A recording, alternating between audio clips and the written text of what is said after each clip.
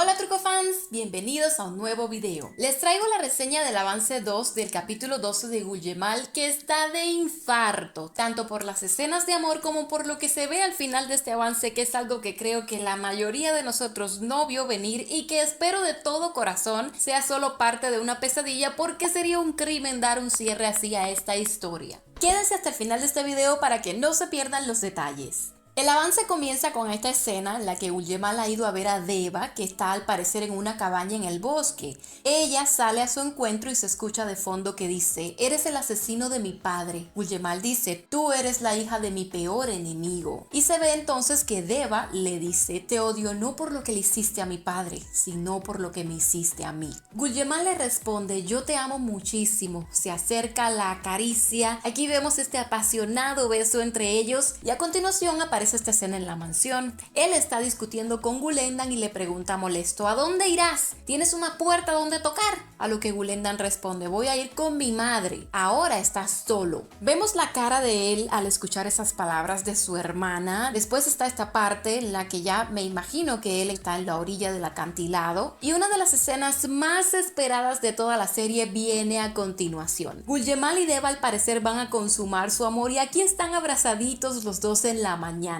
Mientras pasan estas imágenes, se escucha de fondo que Deva dice: "Sé que esta mañana fue la última vez que te vi". Seguido está Guillemal leyendo lo que parece ser una carta, hasta las lágrimas se le salen y me da la impresión de que parte del contenido que está escrito ahí es lo que les acabo de mencionar, que dice Deva en modo voz en off justo antes de ese momento. Luego él en el acantilado dice: "El hombre puede luchar con todo en esta vida, pero nunca sin amor". Comienza a retroceder hacia el borde para lanzarse. Vemos a Zafer en el lugar. Aparece rápido Befa con unos papeles en la mano y conmovido dice: "Hermano, por favor no hagas esto". Se ve entonces que Guillemal se lanza de espalda. Zafer pega un grito, llorando llama a su hijo y al final se escucha de fondo que Deva dice: "Nuestra historia termina aquí".